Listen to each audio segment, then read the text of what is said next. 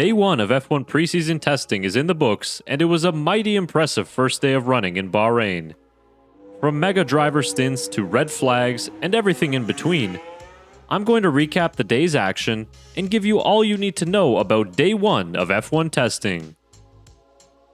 The AM session was relatively a quiet affair, with teams going about their run plans and getting in a healthy amount of laps.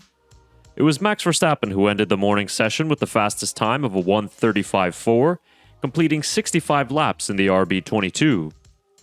He also topped the speed traps as he was clocked at 336 km an hour down the main straight. Finally, after much delay, we got to see Williams out on track in the hands of Carlos Sainz. He racked up the most laps in the morning with 77 and the 7th fastest time, but overall it was a strong start to a team who missed the Barcelona shakedown. These new 2026 F1 cars were catching many drivers out early on Day 1, as Lewis Hamilton had a spin in the SF26 at turns 9 and 10. Elsewhere, it was drivers struggling with lockups into the braking zones as they get to grips with the new tires and cars. Speaking of tires, it's important to note that for this week, only the C1, C2, and C3 tires are available. For the second test, Pirelli's full range of compounds will be at hand for the teams. The biggest drama of the AM session was Franco Colapinto's Alpine coming to a halt on the side of the track. His car was recovered, and he managed to return to the circuit about an hour later, but he managed the fewest laps of the morning with only 28. But the eye-catching team coming out of the pits in Bahrain was actually Audi.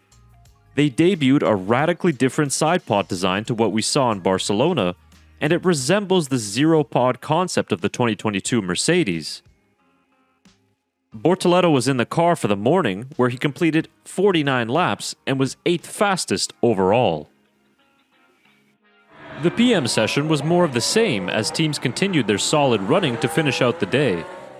After waiting some time to get out on track, reigning world champion Lando Norris made the most of it as he set the fastest lap of the day with a 1:34.6 and finished with 58 laps on the board.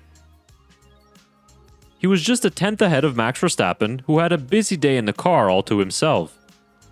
Verstappen finished with 136 laps on the day in what was an impressive and smooth day of running for the team and their new power unit. It wasn't all smooth for the other teams, however, as the PM session saw another red flag brought out, but this time from Audi's Nico Hülkenberg. He stopped his car just out of the final corner, but then managed to get going again and return to the pits. But it was worse off for the likes of Aston Martin and Racing Bulls. Lance Stroll did not feature in the afternoon session at all after the team found an anomaly in the data, which has been rumored to be an overheating issue on the car. Over at Racing Bulls, a loss of fluids left Arvid Lindblad in the pits as he missed out on hours of running in the afternoon. Mercedes was another team who ran into some unknown problems that limited their running in the afternoon. Kimi Antonelli only completed 30 laps in the PM session after his teammate George Russell did 56 in the morning. And that brings us to the Day 1 lap counts, and it's Williams leading the way with 145. F1's newest team, Cadillac, had a silently strong first day of testing with no real issues and the 7th most laps completed on the day, even more so than the Works Mercedes team. Out of the engine manufacturers, it's Mercedes who leads the lap count with 420, while Honda only managed 36 on Day 1. The Ferrari PU continued strong reliability form through its 3 teams, racking up 353 laps. So the key takeaways from the first day of testing in Bahrain has to be the impressive reliability of these new engines. Despite a massive rules overhaul, over 1,100 laps were completed across the 11 teams. Lap times were around 4 seconds slower compared to this time last season, but it is still far too early to read into those.